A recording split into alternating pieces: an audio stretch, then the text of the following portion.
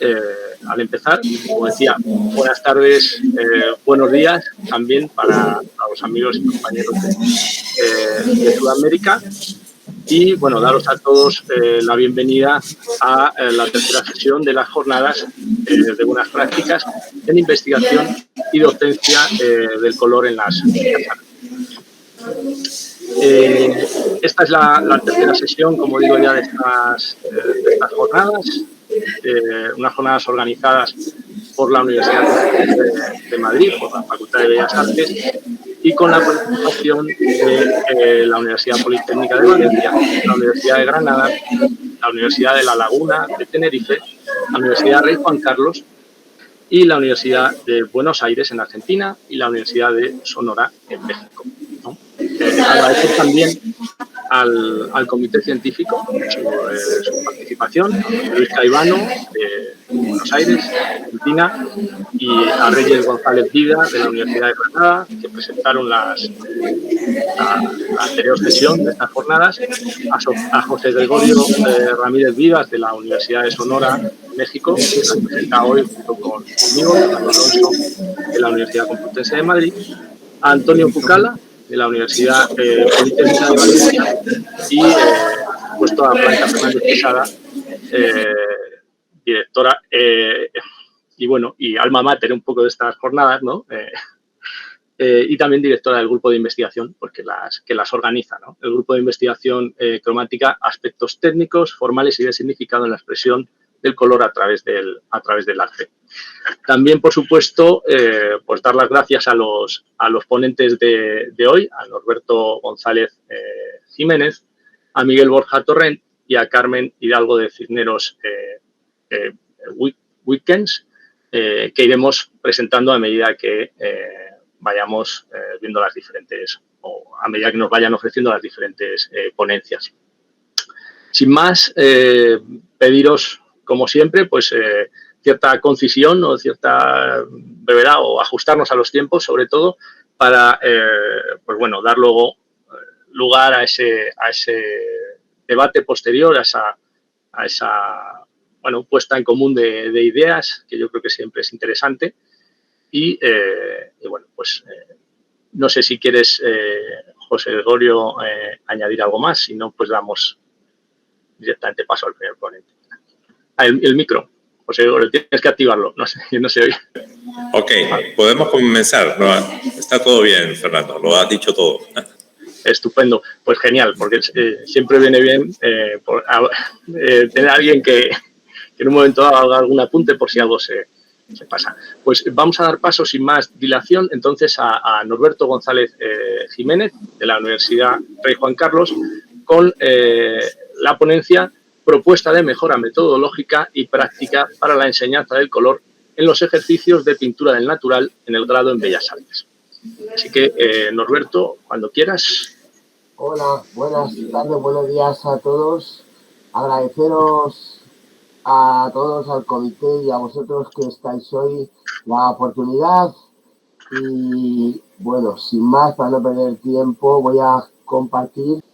Bueno, yo quería un poco compartir con vosotros una experiencia que parte de cuando yo hice la carrera. Estoy seguro de que todos vosotros, cuando fuisteis estudiantes de Bellas Artes, hay en algún momento de la carrera, en alguna asignatura, hay algún ejercicio o hay alguna actividad o hay algo que con el tiempo se torna como con mayor relevancia, ¿no? Que cuando pasan los años lo recuerdas como algo que en su momento al hacerlo pues fue revelador, ¿no?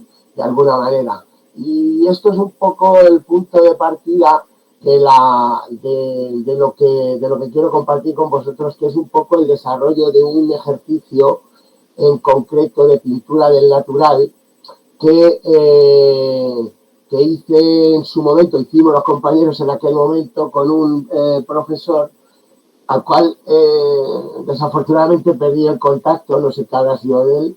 Es José María Moreno García de Garallo, que en la asignatura de segundo nos planteó un ejercicio que era que tenía relación con la luminosidad del color, la representación de la luminosidad del color en relación a la temperatura. Teniendo en cuenta esto, el ejercicio era un ejercicio que en su momento al hacerlo era bastante raro, por lo menos a mí me lo pareció, porque realmente no estás pintando lo que ves, sino que tienes que tener unas limitaciones concretas para realizarlo. Y en su momento, pues digo, queda una cosa como ahí muy rara a la hora de pintar lo que estás pintando, porque no representas el bodegón que estás pintando y no queda como lo ves. Entonces, bueno, con el tiempo fui un poco investigando para saber cuál era la razón de ese ejercicio que hacíamos, ¿no? Entonces, a la hora de empezar a dar clases y trabajar en una asignatura de pintura en la que el natural, pues procuré que fuera la fuente más importante a la hora de representar, para aprender el color y aprender a representar el color en superficie coloreada, pues utilicé como fuente, y es la que añado, el libro de Introducción al Color, que fue mi profesor entonces también en la facultad, José María Coasante, y que luego, pues, como coautores, publicaron este libro, que salió después de que yo ya hubiera terminado, y es el que he recuperado para armar este ejercicio y, digamos, no sé si actualizarlo o racionalizarlo para luego realizarlo con los alumnos. Y como experiencia, pues me ha resultado muy reveladora, lo fue para mí en su momento, pero también creo que a la hora de aprender las características principales del color y sobre todo su representación, también lo fue. Y es en el libro de Introducción al Color, como digo, con coautoría con José María Coasante, el catedrático, y luego las profesoras Blanca Fernández Quesada y María del Mar Cuevas, publicaron este libro de la editorial ACAL, que es el que he utilizado hasta hoy, que todavía lo sigo utilizando un poco como manual a la hora de buscar razones por las que hacer los ejercicios de color. Y una de ellas es la diferencia, es un poco la explicación fisiológica que les doy a los alumnos, la diferencia entre las funciones de los conos y los bastones de los ojos a la hora de diferenciar la percepción de la luz y la percepción de la temperatura por esas distintas funciones de las células de los conos y los bastones. Entonces, la propuesta es representar utilizando solamente una de esas cualidades, en este caso la de la temperatura, intentando eliminar toda aquella información de luz que nos produce o que nos dan los bastones, que es lo que nos hace tener la visión completa a la hora de mirar. Es decir, que normalmente si no entrenamos al ojo a ver una cosa y otra de forma diferenciada, pues lo más normal, que es lo más normal fisiológicamente en el ojo, es que lo veamos todo junto. Y entonces el claroscuro tapa la temperatura a la hora de percibir, de alguna manera la esconde, porque obviamente el ojo y el cerebro, que son muy prácticos, dan como prioridad a la luz para que podamos organizar el espacio a la hora de ver, ¿no?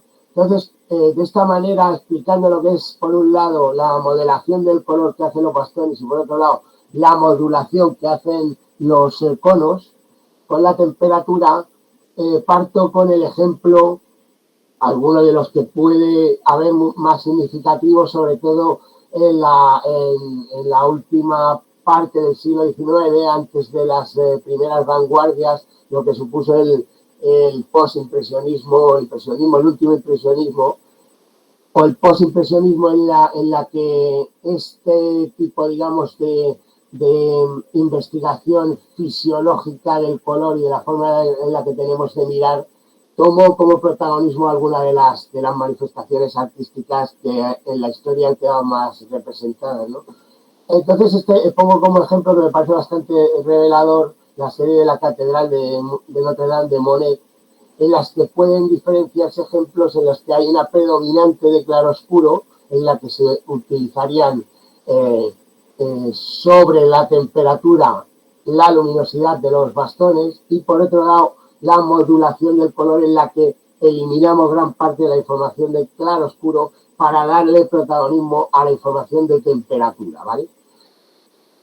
De esta manera conseguimos una imagen que tiende a ser plana, es decir, en la que no se percibe el volumen, puesto que no hay claroscuro. Entonces, a partir de ahí, el planteamiento del ejercicio parte desde el punto de vista, digamos, científico de la tabla de equivalencia de luminosidad de Ross-Pope, en la que hay una relación de luminosidad entre la escala de valores y la escala de temperatura dentro de la diferencia entre cálidos, colores cálidos y fríos. Siempre hablando de mezcla sustractiva de color en superficie coloreada, lo que hacemos nosotros, la pintura. Y a partir de aquí la propuesta del ejercicio, que en esencia no difiere demasiado de cómo lo planteó o de cómo planteaba en su momento el profesor Garayo, sino que de esta manera ahora intento en las clases hacer comprender el porqué de este ejercicio, qué es lo que sucede o qué es lo que activamos, qué es lo que entrenamos para representarlo. Y para que esto se vea claro, lo que hemos hecho a lo largo de los últimos años en las clases sobre todo de primero y de segundo del grado en Bellas Artes, es sistematizar el ejercicio controlando algunas variables, controlando las principales variables. La primera es partir de un bodegón sencillo de objetos más o menos geométricos o más o menos sencillos a nivel formal, en los que planteamos una iluminación puntual y única para que se perciba de forma clara un claroscuro muy marcado. Y de manera que este claroscuro nos perciba el volumen de los objetos, porque vamos a eliminar esta información para dejar solamente la información de temperatura. Por otro lado, a nivel técnico, partimos de un soporte en el que planteamos un gris al 50% en cuanto a luminosidad. Puntualizar que es un gris visual, que se perciba como un gris lo más parecido al gris medio. Y para ello les animo a conseguirla a través de la mezcla de primarios más blanco, de manera que quede lo más acromático posible, pero que sí que fije una luminosidad similar a lo que sería un gris medio al 50%. Entonces, una vez que esto se consigue, la siguiente variable sería la de limitar la paleta a una mezcla de colores muy, muy sencilla. Aquí, en este sentido, hay muchas interpretaciones de paletas, como todos sabemos, sobre todo los que trabajamos con el color en superficie. La propuesta que yo hago es esta, como podría ser otra, ¿no? Lo que añado, lo que digamos convierto en lo que sería el magenta teórico en dos rojos. Por un lado un rojo de cadmio más brillante y por otro lado un carmín más cercano a la posibilidad de hacer violetas fríos limpios, ¿no? Es decir, es como el magenta lo propongo como la mezcla entre estos dos, la mezcla real. Y por otro lado, el azul cian lo acerco al azul ultramar como, digamos, un posible acercamiento a lo que sería el teórico cian. Y la siguiente y última variable es la que interviene esta última patilla que pongo aquí, que es en la tierra sombra natural. No es muy ortodoxo, pero con la experiencia he visto que digamos, la utilización del negro, sobre todo cuando se está aprendiendo a pintar, pues nos acerca demasiado a la representación fotográfica y como la mayoría de los negros son bastante opacos, pues nos limita un poco la posibilidad de hacer mezclas de cálidos y fríos más amplias.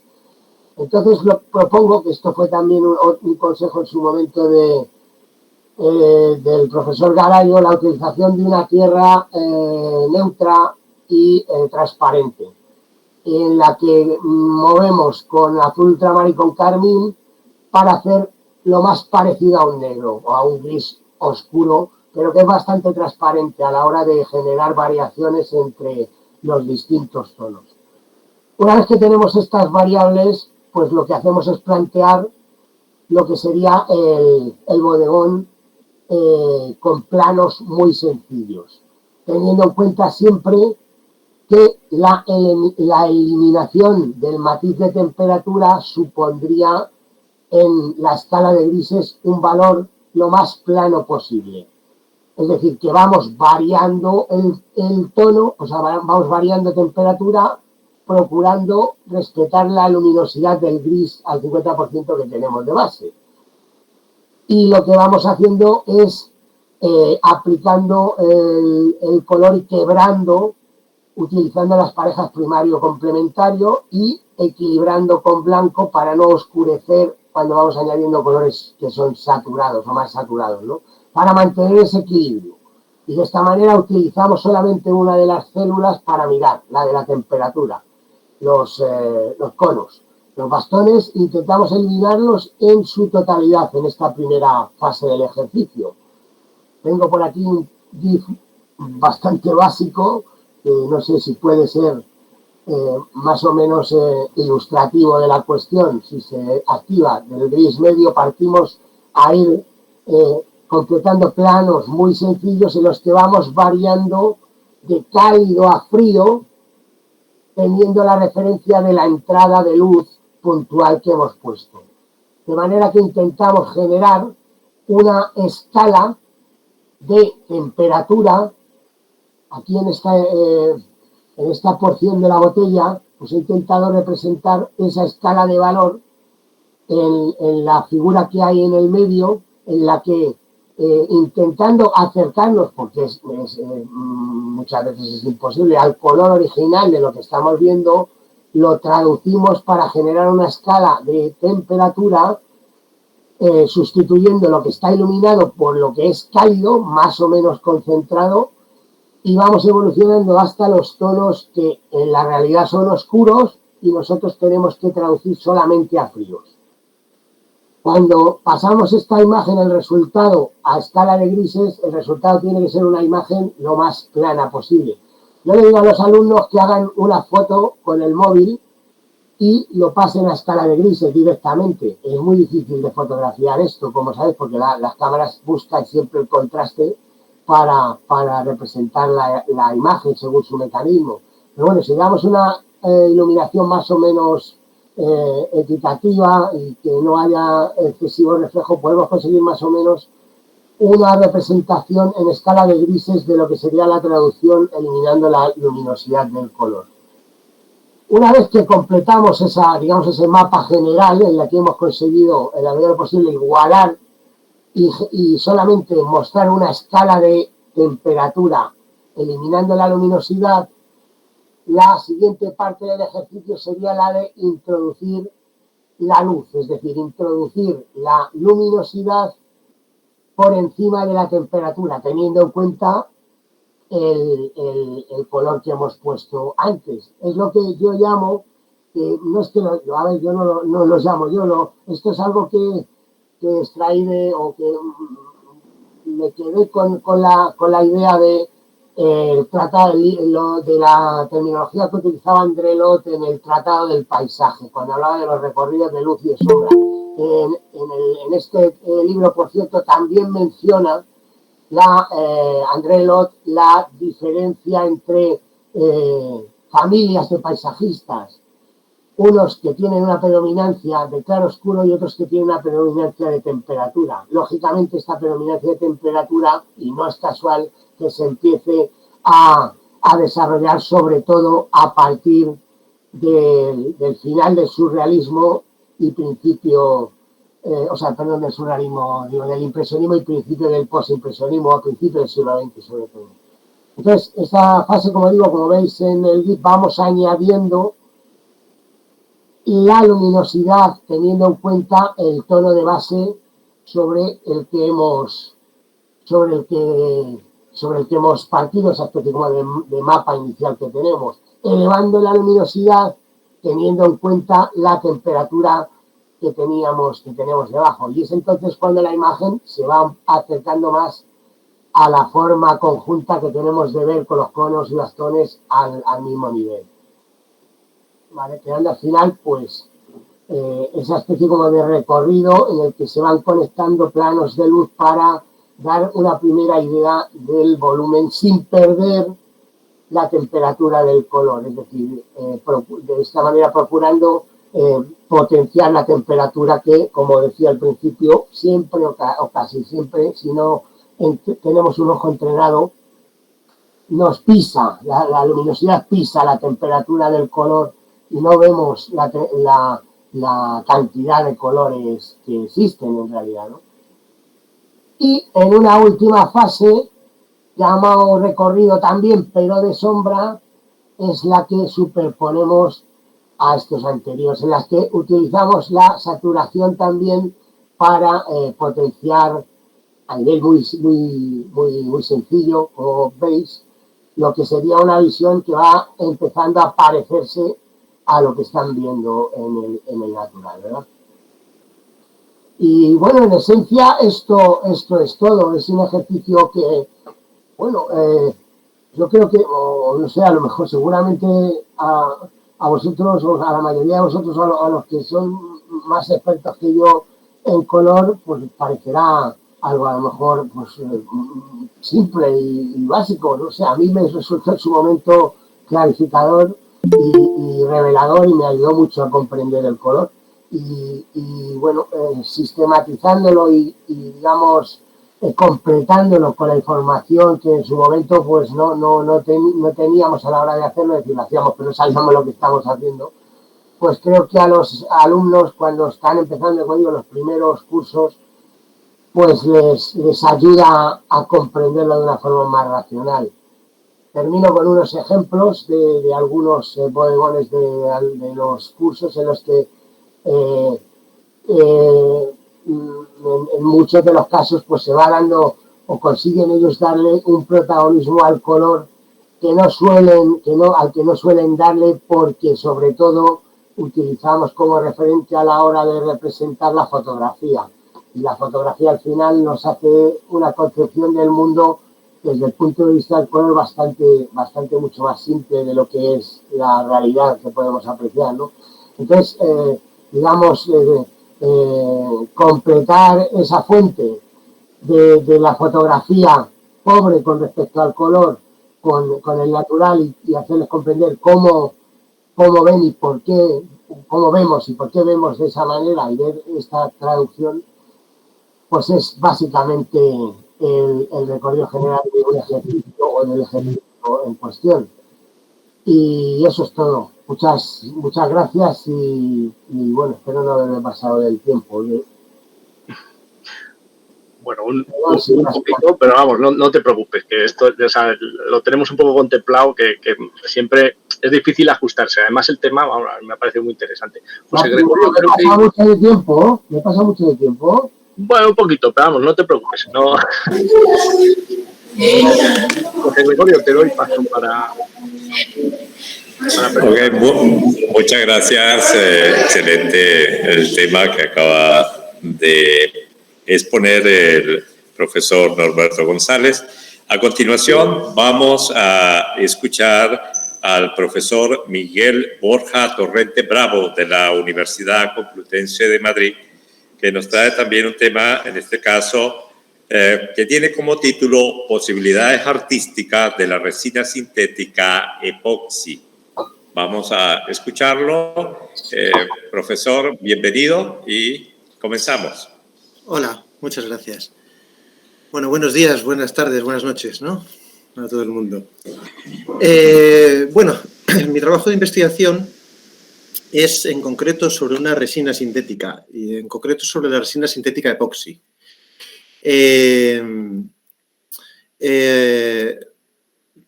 Las resinas sintéticas realmente tienen su origen en las resinas naturales, ¿no? Están muy utilizadas, han sido muy utilizadas en los más variados ámbitos de la industria, ¿no?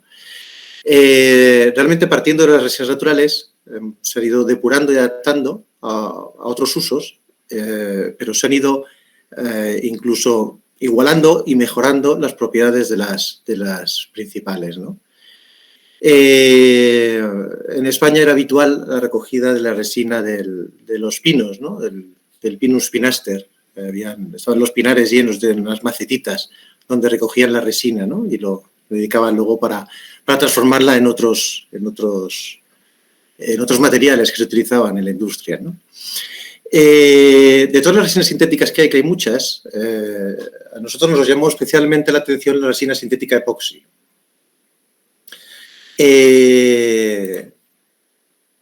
La resina sintética epoxi tiene múltiples aplicaciones en la industria. Es una resina muy utilizada, realmente, no es una cosa nueva en absoluto. O sea, se está utilizando hace años para revestimientos de tejidos técnicos.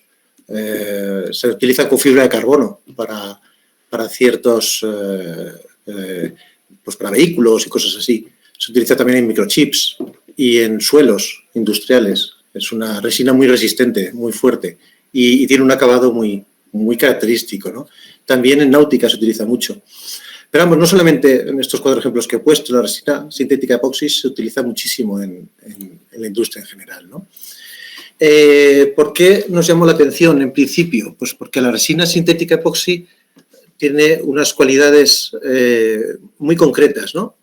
Una que es muy interesante es que es transparente, es completamente transparente, ¿no? Luego es muy resistente. Una vez curada, una vez acabada la reacción química, es una resina que queda muy dura, muy resistente. De hecho, también se utiliza como pegamento industrial, es un potente pegamento, ¿no?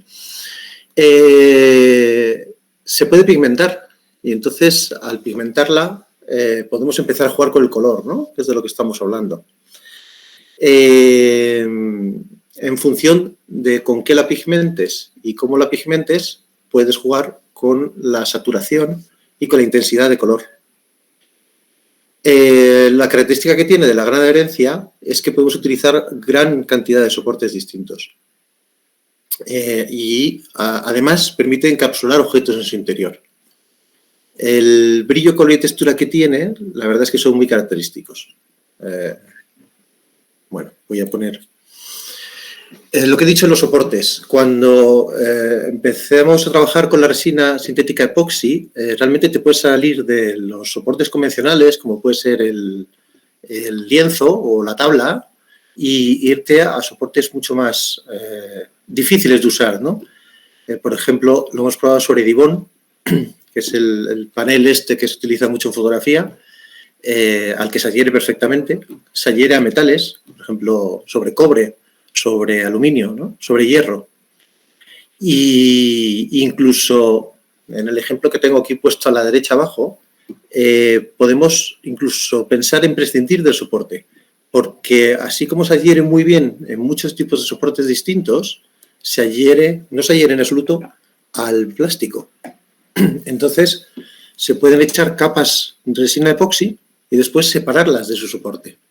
Por lo que eso abre un campo muy interesante de artístico, ¿no? O sea, enseguida abre la imaginación a hacer muchas cosas con ella, ¿no? La resina epoxi, ¿qué es lo que tiene? Unos defectos importantes que tiene es que tiene una preparación que es ciertamente dificultosa. Bueno, como en muchas otras cosas, cuando trabajamos con estas sustancias químicas, es necesario tener unos equipos de protección individual adecuados, ¿no?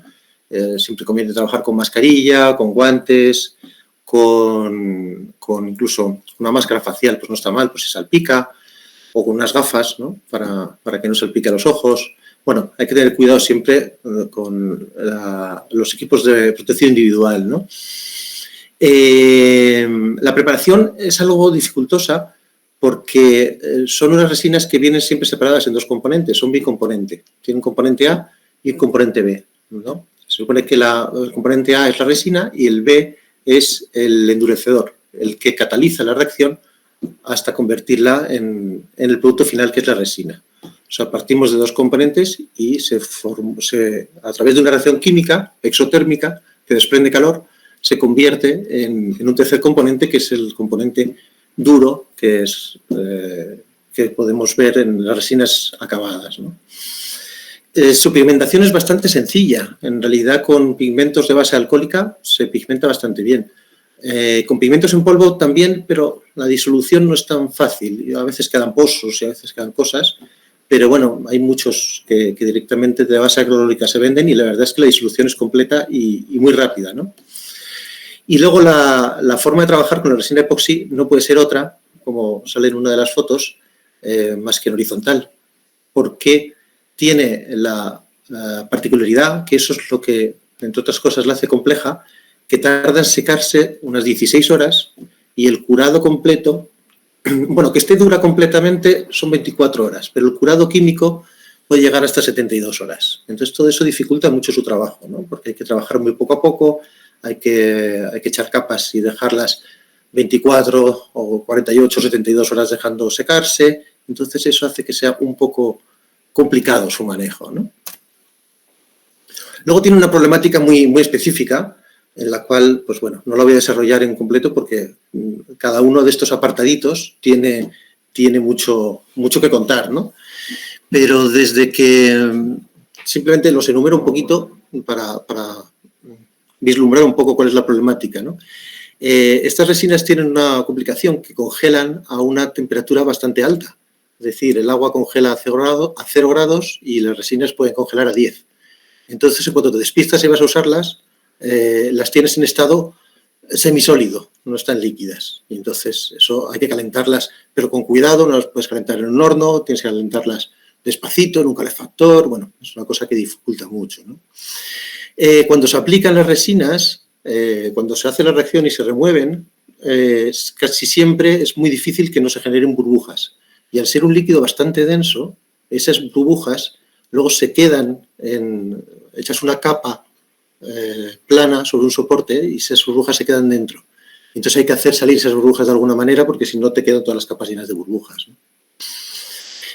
Como tarda 24 horas en secarse, todas las partículas de suspensión que haya en la habitación que estés trabajando, incluidos insectos o cualquier otra cosa, tienden a depositarse encima de la superficie, por lo que entonces esas superficies radiantes que buscamos se estropean, ¿no?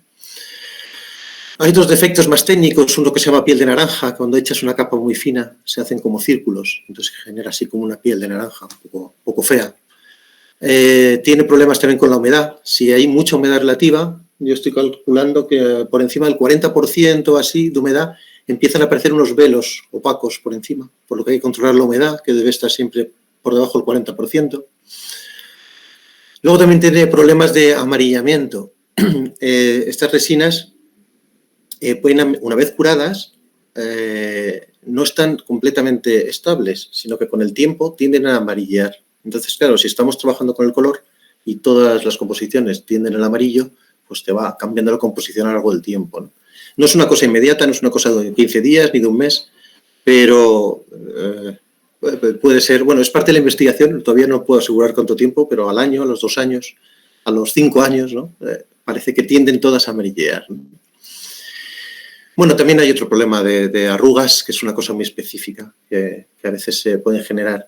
El lienzo genera una arruga y entonces esa arruga hace que la capa de color se divida como en dos. Bueno, un poco más complicado sin una foto, ¿no? El trabajo con la resina epoxi no parte de la nada, ¿no? Hay una serie de referentes artísticos los cuales pues, nos hemos basado y ya llevan muchos años trabajando, ¿no? Solamente por nombrar una referencia más cercana, Peter Zimmermann es quizá el que más ha desarrollado las resinas, que debe estar haciendo cosas con resinas por lo menos desde los años 90 o por ahí, ¿no? Pero vamos, Morris Louis ya hizo un precursor de las resinas sintéticas y lo utilizó en sus composiciones, en sus velas de color, ¿no?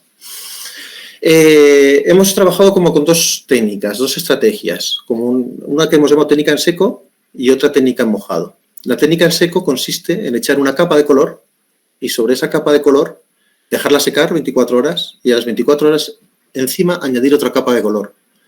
¿Qué pasa? Que la superposición de capas de color generan colores nuevos. En el propio título de esta pantalla se ve y aquí se ve mucho mejor, ¿no? Si cogéis una masa, esta masa azul que se ve en el centro es azul en realidad, pero si la mezclamos con esta capa amarillo verdosa, genera el tercer color, que es la combinación de ambos colores. Y así en todos los colores que están cerca. Hay unos que se ve más clara el matiz entre ellos y otros que no está tan claro, pero en directo se ve perfectamente el cambio de color. Esta capa que vemos aquí a la izquierda es azul y al estar sobre otro azul, sobre otro verde, pues también genera nuevos colores. Aquí se ve muy bien entre un verde oscuro, que ya tiene mucho rojo, se superpone sobre un rojo y genera colores más oscuros. Esto es con lo mismo, las mismas capas de color una encima de otra, pero más sutil, con colores más débiles. Y aquí lo mismo, ¿no? Este es un ejemplo concreto, ¿no? De una capa azul oscuro sobre dos capas de azul, cómo generan terceros colores y cuartos. También las capas se pueden retener de formas geométricas, por ejemplo. Puedes ir reteniendo capas, ir echando capas y capas y capas. Cada capa matiza la anterior y genera una nueva capa de color. Bueno, esa es toda la técnica que hemos llamado en seco. También hay otra técnica que es en mojado, que es cuando la resina todavía no está seca, echar resinas de con distintos colores y mezclarlas en mojado. Y durante el proceso de fraguado, durante las 24 horas esas, ellas se van mezclando en formas un poquito aleatorias, ¿no? Esto es una masa de color amarillo sobre la que se ha echado una línea de color azul. Las 24 horas que ha estado mezclándose ha generado esos verdes. Esto se hace de una sola vez. Lo mismo aquí. Aquí tomando por referencia a Morris, Louis. O aquí, que es simplemente con tonos de azules. Esto se deja y a las 24 horas se seca. Durante las 24 horas se va mezclando y va haciendo estas mezclas entre ellos. Otro ejemplo, un azul, con un verde y un azul. Y esto. Y bueno, por acabar, las conclusiones y un poco la perspectiva de este trabajo de investigación que en realidad está iniciándose. No diría que ni a medio camino, ¿no? El manejo de la resina epoxi es complejo, pero no es imposible, es posible controlarlo. Creo que simplemente hemos iniciado las estrategias de aplicación. Creo que el campo que se abre es inmenso. Con un poco de imaginación enseguida podemos hacer muchas cosas. El tema de los soportes es realmente interesante porque desde utilizar sobre cobre hasta prescindir del propio soporte, pues abre ahí un campo enorme. Y hay muchas cosas pendientes de investigar, ¿no? Cómo reacciona frente a otras sustancias, ¿no? Mientras se está curando, mientras está en estado líquido y lleva, por ejemplo, 2 horas de reacción, que ya empieza a estar espesa. ¿Qué pasa si le añades un alcohol o un ácido encima, ¿no? ¿Cómo reacciona, ¿no? esa resina? Todo eso estamos trabajando en ello. También se ha trabajado siempre vertiendo la resina sobre el soporte en horizontal, pero Lindenbrick en su trabajo lo hace así, pero después levanta el soporte y hace que gotee y entonces queda como la resina escurrida goteando fuera del lienzo, ¿no? Una manera como de pintura expandida. También, por otro lado, Mayarov nos enseña el camino de incorporar materia a las composiciones, porque esta resina se podría incorporar materia dentro, se incorpora y se queda perfectamente encapsulada dentro de las propias capas de color, ¿no? Y, por ejemplo, Cristina Gamón pigmenta directamente en la composición, es decir, no disuelve el pigmento en el vaso de mezcla, sino que lo disuelve donde la composición. También, ya por ponernos imaginativos, ¿no? La resina se podría usar como una forma de registro en una gran ciudad o en un desierto o en un museo, ¿no? Cuando fue el tema del volcán de La Palma, no tuve oportunidad, pero realmente hubiese sido un buen momento de haber puesto un soporte con la resina, fraguando las 24 horas que tarda y haber registrado la ceniza que cae del volcán, ¿no? O sea que tiene una manera como más... se puede utilizar como más de registro, en plan performática, ¿no? De la resina. Por lo que también ahí se abre otro campo enorme, ¿no? Bueno, todas estas cosas hacen que la resina nos haya interesado desde el principio y estemos trabajando para conocerla un poco más, ¿no? Y darla a conocer y la podamos utilizar. Muchas gracias. Muy bien, gracias. Voy de tiempo bien, la verdad me he perdido un poco en el tiempo, no sé si bien o mal. Sí, está bien. Está bien, está bien. Sí, ha estado muy bien, no te preocupes. Bueno, pues sin más vamos a dar paso a la tercera ponente, que es Carlos Hidalgo de Cisneros, y nos presenta la ponencia Paletas de color en blanco y negro, recursos gráfico-plásticos en 3 asignaturas de grabado del grado en Bellas Artes de la Universidad Complutense de Madrid. Profesora titular en el Departamento de Dibujo y Grabado de la Facultad de Bellas Artes de la Universidad Complutense de Madrid. Soy artista visual y me dedico a proyectos de pintura, dibujo, grabado y el libroarte. Soy investigadora en el grupo de investigación Complutense, el libro de artista como materialización del pensamiento y edición gráfica. Lo primero que quiero hacer es dar las gracias a Blanca Fernández Quesada y a todo el equipo del grupo de investigación cromática, aspectos técnicos, formales y de significado en la expresión del color a través del arte, por su invitación a estas segundas jornadas de buenas prácticas en la investigación y docencia del color. Estoy muy agradecida de que hayan aceptado mi ponencia titulada Paletas de color en blanco y negro, recursos gráfico-plásticos en 3 asignaturas de grabado del grado en Bellas Artes de la Universidad Complutense de Madrid. Tuve dudas de si presentarla o no, porque si bien la gráfica contemporánea abarca, por supuesto, el empleo y el tratamiento del color, yo me centro más bien en la importancia que tiene el trabajo de la fragmentación del negro sólido para la representación y reproducción del claroscuro en la estampa. Se trata de dibujar el volumen y la luz y de dar color a base de grises, con ilusiones ópticas por medio, ¿no? El dibujo es algo que me une a Blanca desde siempre. De hecho, nos conocimos en Como, en Italia, en 3 semanas de dibujo intensivo bajo la tutela de Antonio López y Antonio Saura, allá por el año 1990. Desde entonces ha llovido mucho y nuestros caminos han discurrido siempre cercanos, ella en el departamento de pintura y yo en el departamento de dibujo y grabado de la misma facultad. Y hoy me alegra especialmente estar aquí con ella y que se aceptara, que el grupo aceptara mi propuesta, con la que espero de corazón poder contribuir al estudio, vamos a decir que figurado, del color.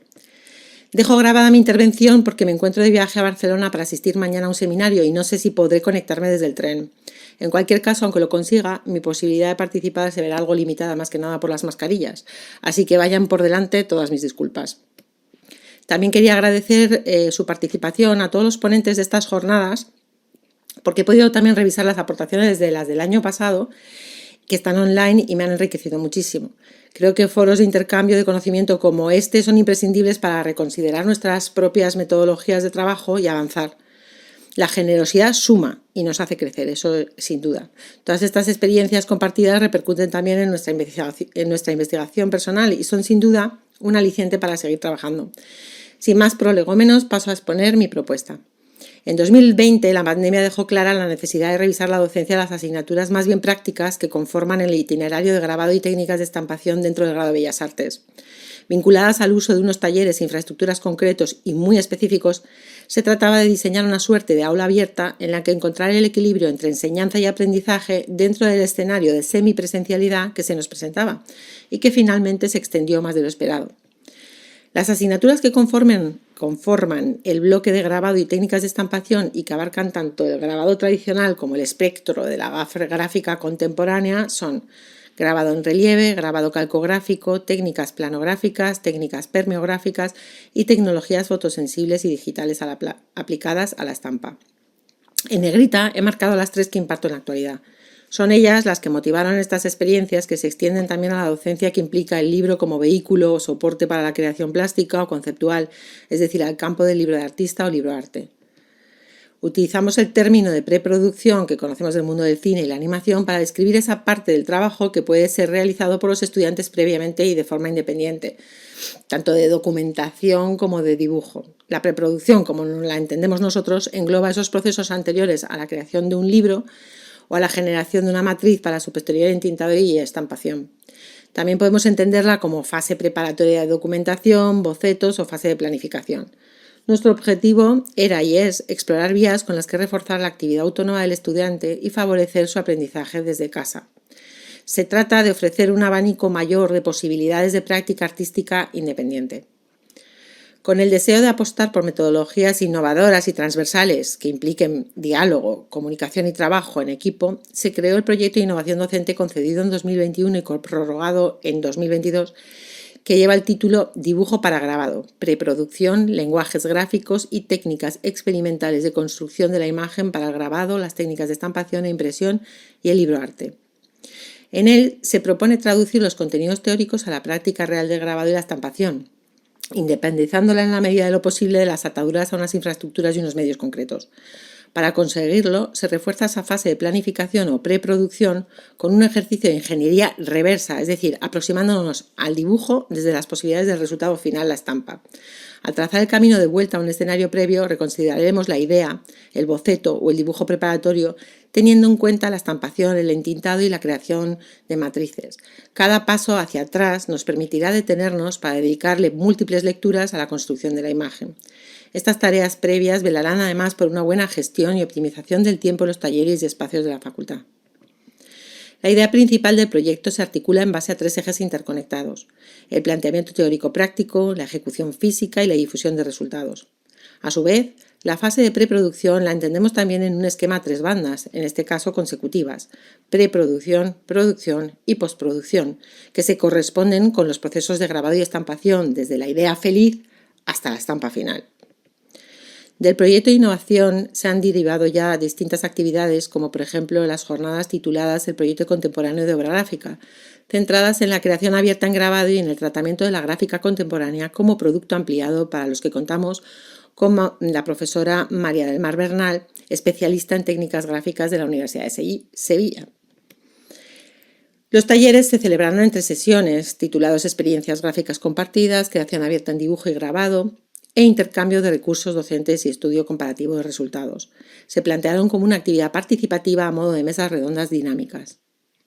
Dentro de las jornadas, yo misma pude intervenir con la presentación Muestrarios y demostraciones, gama acromática y principio positivo-negativo, donde quise enseñar el valor o la importancia que puede tener el muestrario como formato para la confección de paletas de recursos gráfico-plásticos que ayuden a estudiar los principios fundamentales del grabado: la relación o el principio del positivo y el negativo, la forma y la contraforma, la fragmentación del negro para la reproducción de la gama acromática, la idea de densificación o rarefacción para conseguir degradados, los entrapados, las capas, etc. El objetivo es saber construir una gama acromática, como he dicho, con la técnica de dibujo adecuada al resultado que queramos obtener en la estampa. Podemos decir que a cada técnica de grabado le corresponde una o varias técnicas de dibujo que ayudarán a anticipar los resultados. Coleccionar, ordenar y clasificar esas técnicas de dibujo contribuirá a su vez a planificar mejor el proyecto de obra gráfica, pero también aportará lenguajes y vocabulario visual al estudiante, con otros fines también, que responderán siempre a las exigencias de la representación, del análisis del claroscuro, del volumen, de la sensación de espacio y de profundidad. Debemos partir de un negro para comprender el comportamiento de una matriz estampada en relieve, y partiremos de un blanco para comprender el comportamiento de una matriz que va a ser estampada en hueco. Por supuesto que tendremos en cuenta la imagen especular, siempre lo hacemos cuando trabajamos con matrices, como vehículo intermedio. Para controlar la ejecución y la creación de esas matrices nos debemos preparar y no podemos dibujar siempre igual. Las virtudes del grabado, el arte gráfico, además de la reproductibilidad de la imagen, se fundamentan en la fusión de diferentes disciplinas, desde el dibujo como recurso indispensable hasta la escultura o la talla de matriz, ¿no? Y la pintura, por todo el proceso de entintado y estampación de las matrices, ¿no? Que conlleva pues, el trabajo con tintas y colores. La obtención de escalas tonales remite a su vez al estudio de la diversidad de texturas que pueden contribuir a diferenciar nuestro trabajo, que también introducen el empleo del color a través del canal del blanco y negro en los proyectos contemporáneos de obra gráfica.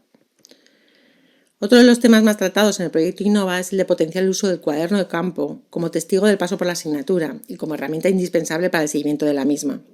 De alguna manera, el cuaderno de campo tiene un valor holístico, ya que incluye una visión panorámica de todos los contenidos teórico-prácticos del curso, más aquellos añadidos que puedan surgir cuando se utiliza como cuaderno de exploración, con un sentido compilatorio, de recopilación o colección. Sin duda, se trata de un testigo de gran valor para el desarrollo de la asignatura, cuya validez y vigencia quedan justificados por su triple función: la observación y documentación, la inspiración y la creación. Estos 3 ejes desglosan una vez más esa fase previa de preproducción en un trayecto en 3 etapas, desde el estudio del mundo circundante hasta la imaginación de universos fantásticos, pasando por el deseo de coleccionar todo aquello que nos pueda inspirar y nos pueda enriquecer. El cuaderno de campo se convierte en una especie de acompañante fiel del estudiante en la asignatura. una memoria externa analógica portátil que registra el desarrollo del curso, graba todas las actividades realizadas en él y de cuyas páginas siempre podemos recuperar la información que hemos incluido en ellas, ¿no? Es perfecto para incluir también paletas de color en blanco y negro, aunque recomendamos tenerlas en formato ficha para poder manejarlos visualmente y compararlas, ¿no? Otro capítulo fundamental para el estudio de los recursos gráfico-plásticos ha sido y es rescatar la copia de estampas como herramienta de aprendizaje, que aunque parezca una práctica tradicional, quizá algo caduca o caducada, es un modelo de aprendizaje que contribuye a estudiar los vocabularios gráficos de una manera innovadora y aplicable en los procesos creativos actuales, tanto analógicos como digitales.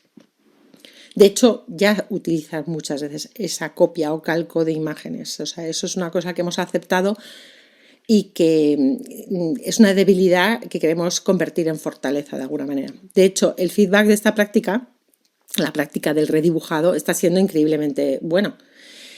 Y está basado un poco en la exposición El maestro de papel, cartillas para aprender a dibujar de los siglos XVII al XIX en el Museo del Prado, que nos abrió los ojos de la importancia que era manejar códigos comunes y no dudar de que los manuales pueden servir también muchas veces para aprender. Para acercarse al arte gráfico, los estudiantes inician el curso con una búsqueda online de estampas de todos los tiempos. De ellas seleccionan aquellas de mayor calidad y resolución que, una vez impresas, permiten el redibujado directo en papel translúcido. Estas imágenes también las llevarán a una primera experiencia de grabado, porque hacen una estampación a punta seca sobre plástico que deja ver la imagen debajo y además no solamente deja ver la imagen cuando la estamos tallando, sino cuando la estamos limpiando, ¿no? Cuando estamos entintando y limpiando.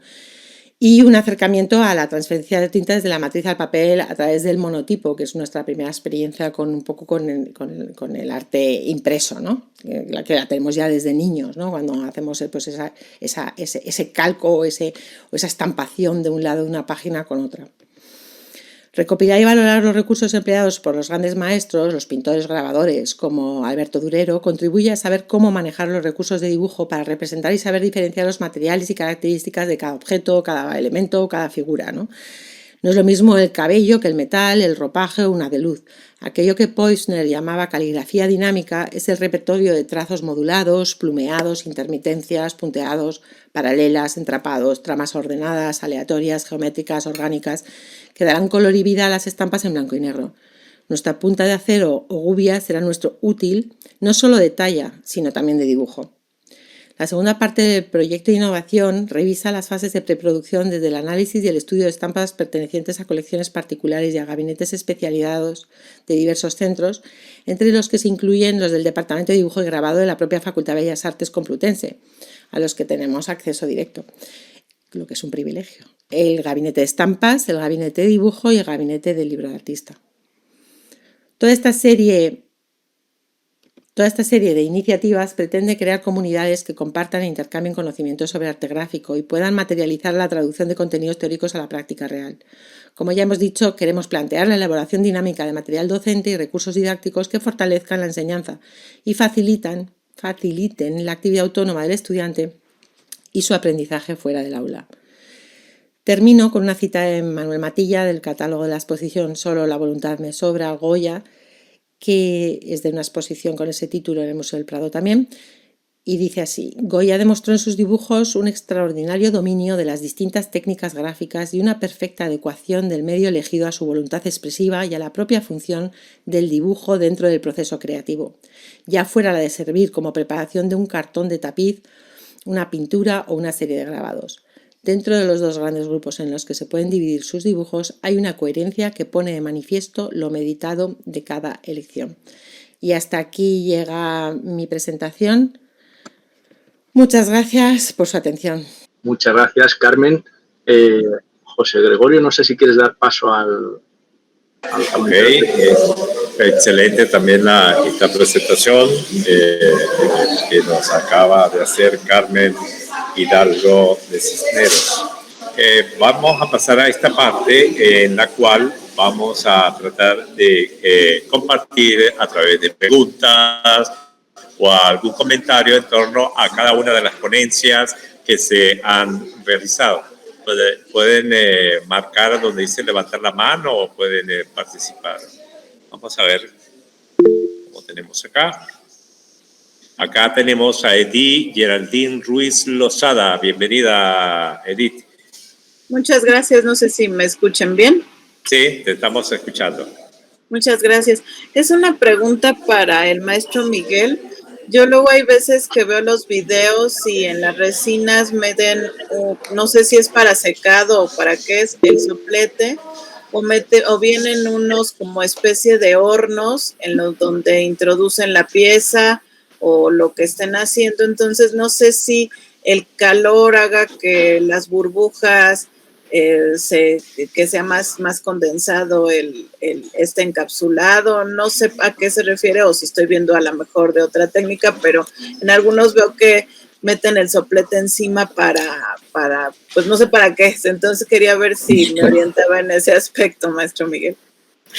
Sí, hola, Edith. Sí, el soplete se utiliza para hacer que las burbujas salgan a la superficie. Cuando se hace la mezcla casi siempre se generan burbujas y cuando haces una capa de color quedan burbujas dentro que no se pueden sacar de otra forma. Entonces, por encima echas un soplete que es muchísima intensidad de calor. A mí, la verdad, cuando lo empecé a utilizar me da un poco de miedo. Digo, como esto se inflamen, o sea, fue un montón aquí una... Pero no, realmente no es ignífuga, no es nada... Vamos, no combustiona y entonces hace que por un momento la resina salga más líquida y hace que las burbujas salgan fuera. No siempre funciona bien, porque si hay muchas burbujas, a veces lo pasas. Yo lo he llegado a quemar alguna vez, ¿sabes? Porque no quema, o sea, no saca llama, pero se quema sin llama, es curioso. Lo del horno debe ser otra cosa. A lo mejor el horno es un esmalte, otra cosa. Una resina epoxi en el horno no. A veces si está, lo que he dicho antes, si está congelada, si la resina está congelada, sí que recomienda meterla en el horno a una temperatura muy baja, pero vamos, yo no lo recomiendo, porque vienen en envases de plástico, entonces si la resina está congelada, la metes en un envase de plástico en un horno, como te pases de temperatura y se rompa el envase, has hecho un lío horrible. O sea, lo del horno no sirve, que yo sepa, para nada, para las burbujas ni para nada. Debe ser otro tipo de... Eso, se me ocurre que sean esmaltes, pero no resinas. Una centrífuga también sirve como lo del soplete para la cuestión de las burbujas, o eso no aplica. ¿Una centrífuga? ¿A qué te refieres? ¿Una máquina de estas centrífugas? Que pueda como moverlo a gran velocidad a alguna pieza, por ejemplo, y que a lo mejor mueva un poco el...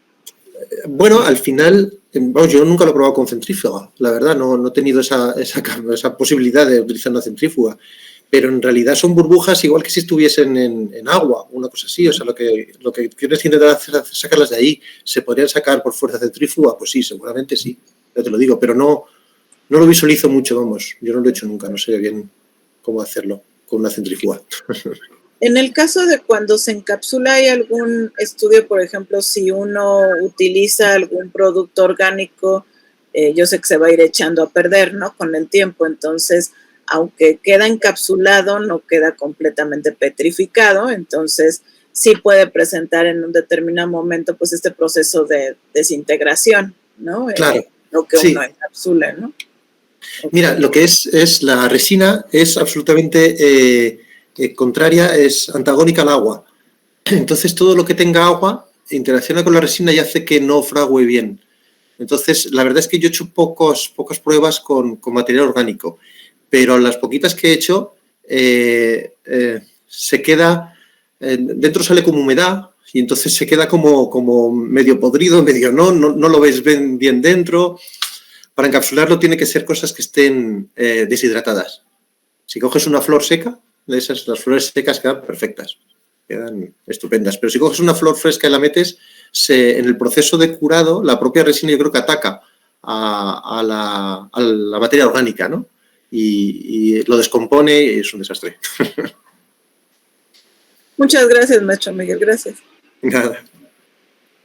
Muchísimas gracias por esta participación, Edith. Vamos a continuación, levantó la mano Homero Santamaría Padilla. Malumo Torres. María Luisa. María Luisa, perdona, que sí. no Hola, buenos días acá. Buenas tardes de allá o noches.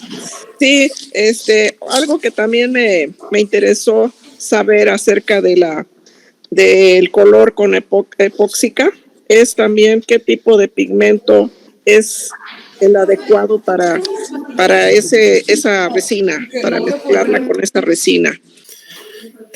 Yo solamente, casi siempre uso pigmentos que son exclusivamente para la resina epoxi. Sé que son en base alcohólica todos y son específicos para la resina epoxi. He probado con otras cosas, pero con resultados muy dispares. El pigmento sin ningún aglutinante, el pigmento en polvo, disuelve en la resina epoxi con bastante dificultad y luego siempre te quedan pozos. Es complicado. Hombre, si luego lo filtras, esa resina, pues sí que te colorea la resina, ¿no? Pero yo no he encontrado resultados satisfactorios, a no ser que sean las casas comerciales que venden resina, pigmentos para resina.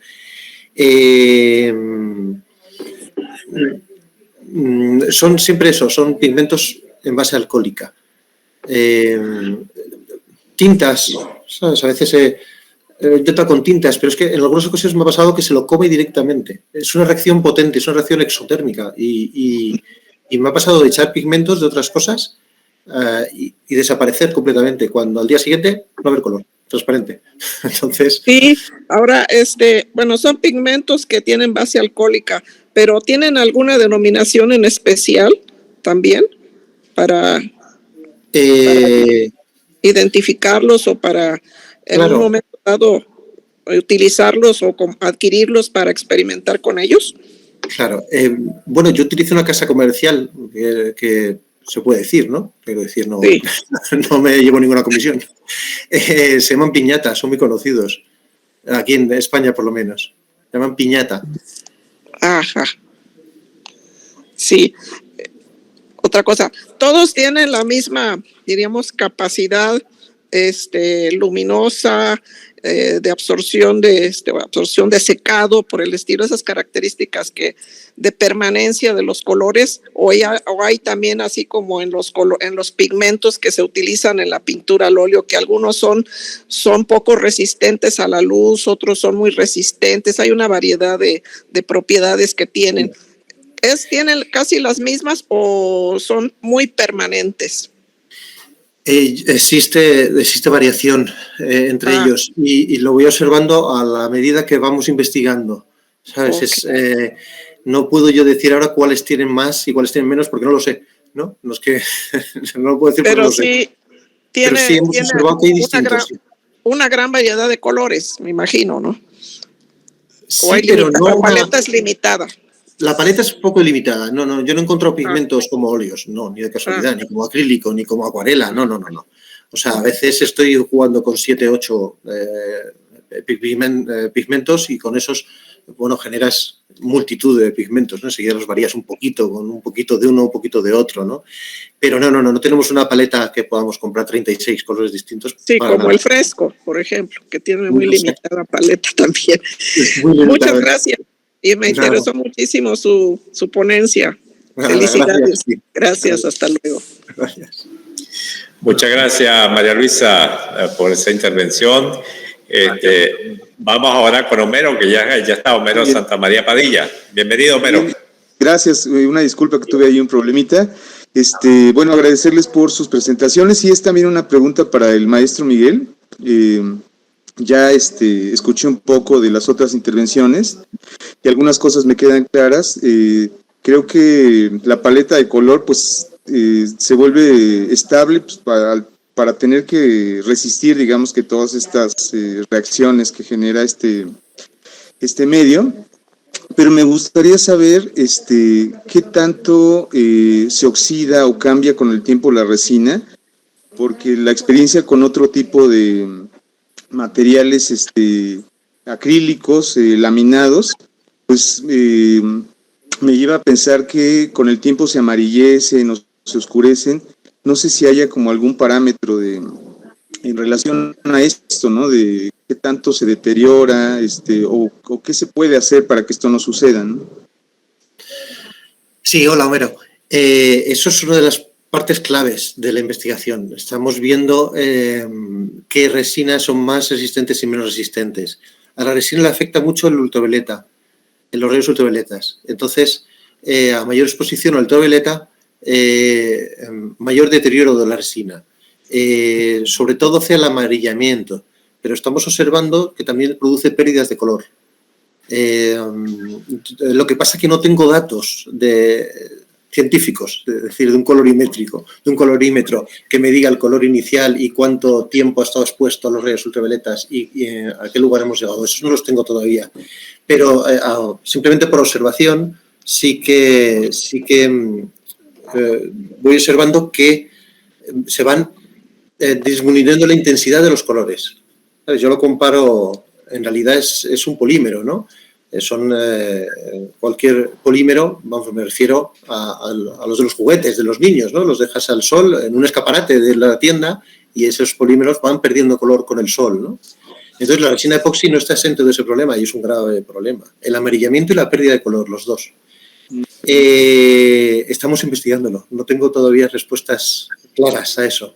Sí que he observado que hay algunos pigmentos, respondiendo también a la otra pregunta, que son más fácilmente deteriorados por el paso del tiempo. O sea, en términos generales, a más opaco y a más intenso, más dura. En términos generales, no es una cosa científica. Es decir, por ejemplo, un color negro, un color hecho de los tres primarios negro, con mucha cantidad de pigmento, se observa que dura mucho más que cuando echas un tenue color, no sé, cosa sutil, un amarillo sutil, es más fácil que se deteriore.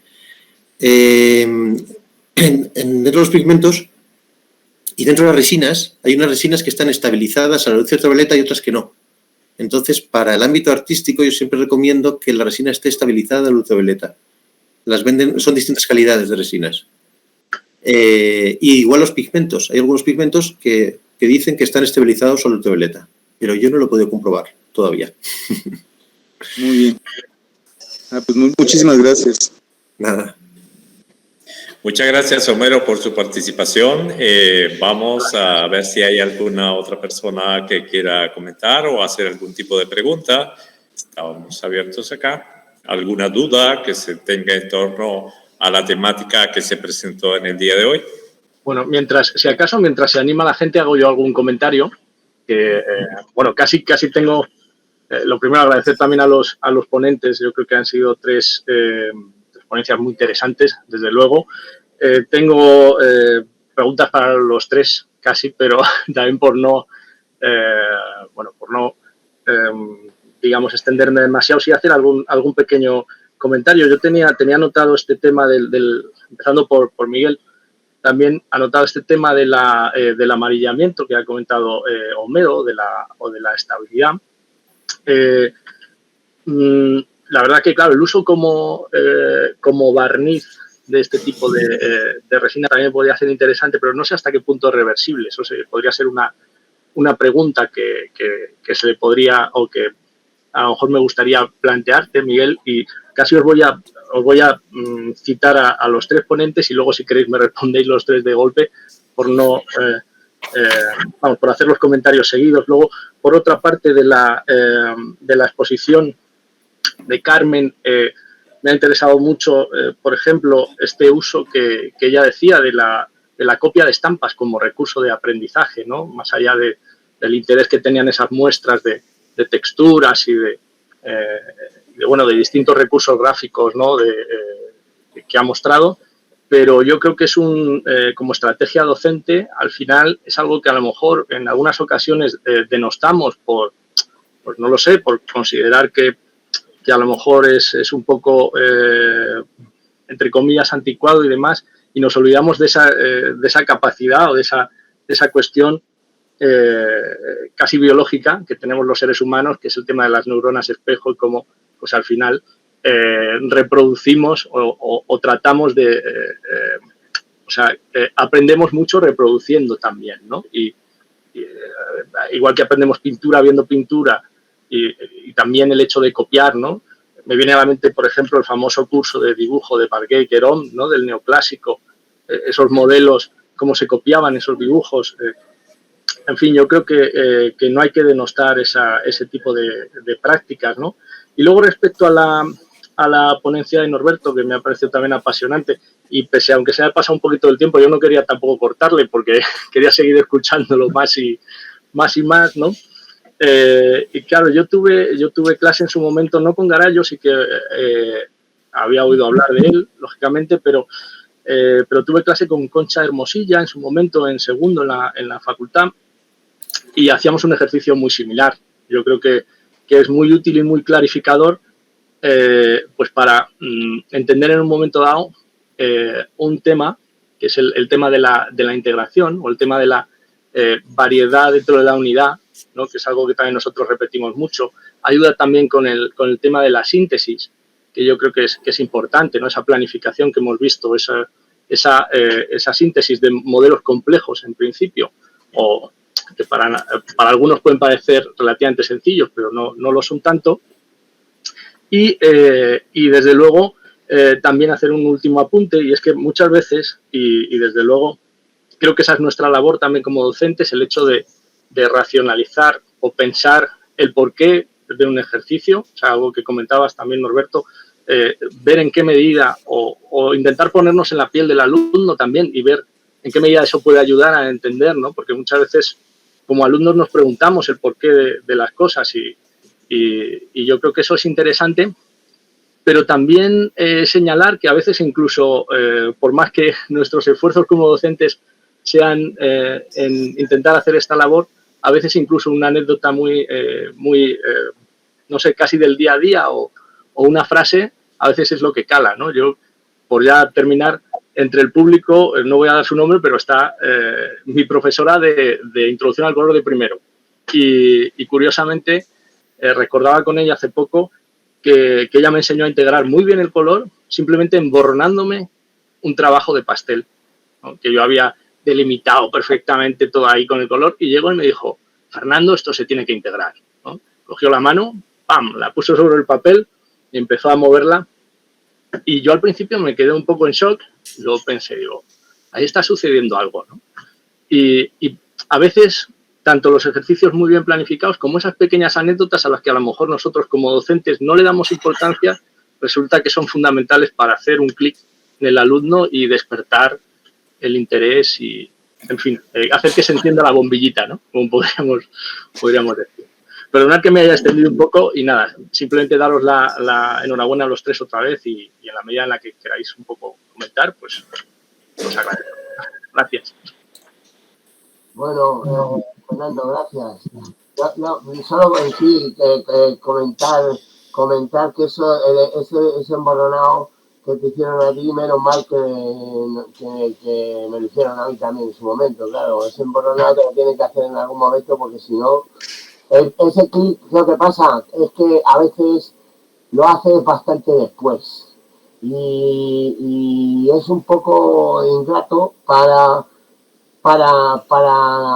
nosotros ahora como docentes, porque yo pienso que no tuvo que ser en su momento para Garallo o para Concha cuando hizo contigo o con vosotros un ejercicio similar, porque la cabeza estaba cuadrada y hasta bastante tiempo después de que sigues pintando y te das cuenta, es cuando dices, coño, esto es lo que me quería decir y a veces ese tiempo que pasa no te da tiempo a decirle, joder, que me entero ahora de lo que me contaste hace 6 años, ¿sabes?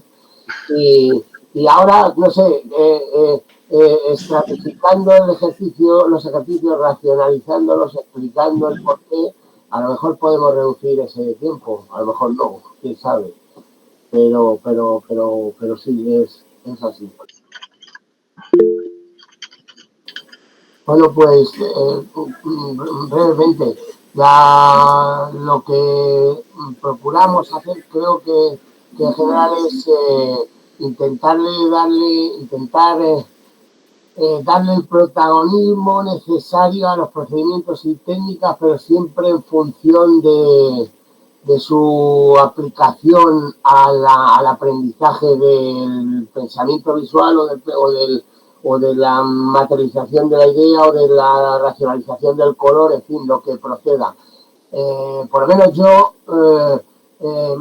las técnicas pictóricas en relación al aprendizaje del color, procuro que se supediten al propio aprendizaje del color, aunque bueno, al final las técnicas se tienen que aprender y controlar, pero todos sabemos que el tiempo que tenemos a la hora de aplicar directamente es poco, entonces son pinceladas que se dan para intentar acelerar el conocimiento de una técnica, pero ya cada cual que la desarrolle como buenamente pueda y que en clase por lo menos se comprenda las características principales del color, y con eso, vamos, yo por lo menos me doy con eso por satisfecho.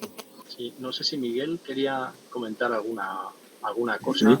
Sí, solamente es por responderte, Fernando, que me has preguntado, ¿no? que si es reversible el amarillamiento. Es buena pregunta. No, sobre todo el amarillamiento y tanto, o sea, y lo que sería la propia, o sea, lo que es la propia resina, porque sabes que, bueno, algunas de las características, ¿no?, de un buen barniz sería que sea reversible para el momento de un proceso de restauración, si hay que retirarlo de una pieza.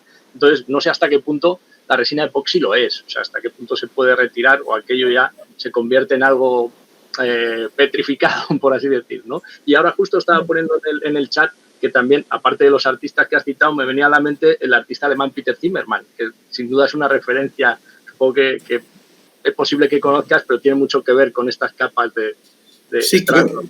He dicho, he hablado de Zimmermann, creo. Igual lo has citado, igual. Pues igual en ese momento sí, estaba... No te preocupes, sí. Claro, sin duda es una referencia que... Claro, es una referencia inexcusable de Zimmermann, claro, sí. Absolutamente, sí. Es que fíjate, había tomado nota de Linenbrick, también de Maigarov y de Cristina Gamón, que yo no conocía, pero sin embargo, justo en el momento que has dicho Zimmermann, pues a lo mejor se me ha claro. No, lo he dicho antes, no, pero claramente sí es un referente. Yo creo que es el que más utiliza la resina epoxi en los últimos 20 años, ¿no? Una cosa así. No es como referente artístico de la resina epoxi, es Zimmermann, claramente. Claro, la pregunta no es si es reversible el amarillamiento, es si lo utilizas como barniz, si se puede retirar en un momento dado, ¿no? Efectivamente. Claro, pues la verdad es que eso no lo sé porque nunca lo he usado como barniz. De hecho, yo lo que sí que he buscado es utilizar otra resina como barniz de la epoxi. Busqué utilizar una resina de polietileno, que parece ser más resistentes, encima de la epoxi. Y bueno, resultados no concluyentes. No puedo decirlo, porque no es concluyente. Miguel, ¿la resina de epoxi te deja poro abierto o te cierra? ¿Sabes si...? Ya, no sé, igual esto a lo mejor, pero se me ocurre por el tema ¿no? De que pueda funcionar como barniz. Te has quedado congelado. No sé si a lo mejor la conexión... Ahora. Sí. Ahora no sé qué has dicho. Sí, si sabes si lo que es la resina epoxi deja una superficie con el poro abierto o con poro cerrado, de tal modo que puedas... Entiendo que a lo mejor al tener esa adherencia sí que deja, o sea, la superficie tiene esa porosidad, ¿no? Porque si una capa se adhiere sobre la siguiente, entiendo que sí, pero vamos, no sé. No sé si conoces este dato o no. Perdona. Es que la epoxi sobre la epoxi sí, pero es que es un adhesivo potentísimo. Pero yo diría que cualquier... no sé, dime un ejemplo que quieras poner encima de la epoxi. Por si lo he hecho. Pues claro, era sobre todo por esta característica de... Claro, no sé, sí, vamos, cualquier tipo de... No, al final queda una superficie como si fuese un cristal o Yo creo que no sé exactamente si es por abierto o cerrado, pero yo apostaría por cerrado. Es una superficie que queda de un brillante extraordinario y al tacto es absolutamente lisa y cerrada, vamos. Yo nunca diría que tiene por abierto para ponerle algo encima y que agarre. O sea, le pones un acrílico encima y yo creo que se desprende como una pegatina. Me da impresión, ¿eh? Pero bueno, se investigará. Bien, gracias. No sé si Miguel Ángel Suárez. Suárez, pues a ver. Miguel Ángel, tienes el micrófono, creo, desactivado. Si eres... Sí, gracias. Una pregunta, por ejemplo, este polímero que es epóxico, ¿cuál sería la diferencia entre el polímero epóxico y, por ejemplo, el acetato de polivinilo? El PVA. A ver, nos metemos en temas muy químicos. Que yo sepa, a ver, la resina epoxi no deja de ser un polímero, es una cadena de polímeros que se unen entre ellos. Y el acetato de polivinilo no es un polímero, que yo sepa. El que se le conoce como Mowilit. Es otra estructura molecular, creo. Estamos hablando ya de estructuras moleculares, pero ya me pierdo un poco, tendría que repasarme un poco eso. Entiendo. Muchas gracias. Nada. Ok, y yo pienso que uno de los objetivos fundamentales, digamos, de este tipo de encuentros es que podamos compartir estas experiencias que son muy, muy ricas y sobre todo que surgen, sobre todo en el taller con los alumnos, ¿verdad? Donde nosotros aplicamos una serie de estrategias metodológicas para enseñar determinados temas. Yo creo que tanto sobre todo la primera y la última, ¿verdad? Vienen o surgen de experiencias del taller. Ya Miguel me dirá si también su investigación de una manera muy particular surge de la experiencia propia con los alumnos. Pero yo creo que es fundamental que nosotros podamos enriquecer, digamos, nuestros contenidos, tanto teóricos como prácticos en el taller, con estas experiencias que cada uno nos va compartiendo. Muy interesante lo de Norberto González en el sentido de la forma de abordar la pintura natural. Yo creo que hay muchas formas, a veces nos encasillamos en las formas clásicas, pero yo creo que por ser el taller y por ser un sitio de experimentación, también hay que abrirnos a la capacidad de ver de otra manera, ¿verdad? Y sobre todo me llamó mucho la atención lo que hablaban de la temperatura del color y luego su integración. Yo creo que esto es fundamental. A veces yo creo que no lo vemos desde ese punto de vista, pero es una manera también de que los alumnos puedan abordar este tipo de representación pictórica. Y yo creo que puede ser muy, muy enriquecedor a través, sobre todo, de los ejemplos que mostró. En la parte de la investigación, sobre todo la de Miguel, pues yo me imaginaba con esta posibilidad que tiene este tipo de resina, la posibilidad creativa desde el punto de vista del color cuando tú hablabas de las transparencias. Ya eso a mí ya era como música para mis oídos y yo creo que ahí hay todo un camino. Yo sé que todavía está por verse el comportamiento de este tipo de material con el tiempo, ¿verdad? Cómo va evolucionando. Bueno, pero forma parte de la experimentación, pero aquí sí nos abre una posibilidad cromática inmensa. Yo creo que esto es lo que nos debe animar, nos debe estimular constantemente a que podamos ver que hay este tipo de trabajo y podamos compartirlos. No sé si hay alguna otra persona, algún tipo de comentario que se quiera hacer para finalizar la sesión. ¿Nadie más? ¿Nadie se anima a hacer algún comentario, alguna pregunta? No os quedéis con esa cosa adentro que luego cortamos y vais a decir, ¡ay, pues quería haber preguntado! Yo creo que todos se están preparando para la última sesión, donde cada uno tiene su espacio para compartir lo que más ha resonado de cada una de estas temáticas que hemos visto, ¿no? Sí, yo creo que sí. Pues, bueno, mira, hay una mano levantada más. Emma García Castellano, hola. Hola, muy buenas tardes, días a todos los que estáis aquí. Nada, yo solamente quería daros las gracias, me lo he pasado genial, me ha gustado mucho las 3 intervenciones. Me ha parecido muy interesante la de mi amigo y compañero Norberto, que es una práctica que pudiera parecer elemental, pero que me parece muy enriquecedora, que además me parece que es algo que no tenemos que perder en la enseñanza de la pintura, que hay muchas innovaciones, como lo que nos ha aportado Miguel, pero que no tenemos que perder ahí esas bases, ¿no?, que nos asientan y que le dan a los alumnos herramientas fuertes para poder luego desempeñar buscar otros horizontes, ¿no? Y en Miguel te quería decir que además yo doy clase en el máster en prácticas artísticas contemporáneas de la URJC y precisamente mi asignatura es trabajo con las resinas sintéticas. Y me ha interesado muchísimo tu trabajo.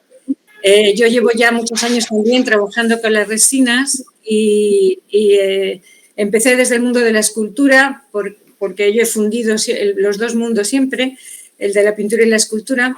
Sí. Y luego cuando descubrí las resinas las incorporé al mundo de la pintura también, descubrí también artistas que lo trabajaban. Y nada, pues quizá me gustaría conocer tu trabajo porque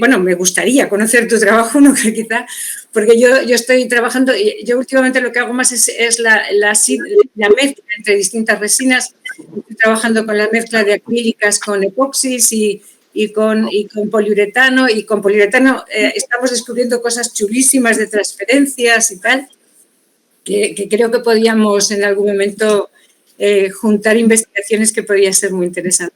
Pues perfecto, me interesa muchísimo, claro. Me encanta encontrar a alguien que esté más o menos en el mismo campo.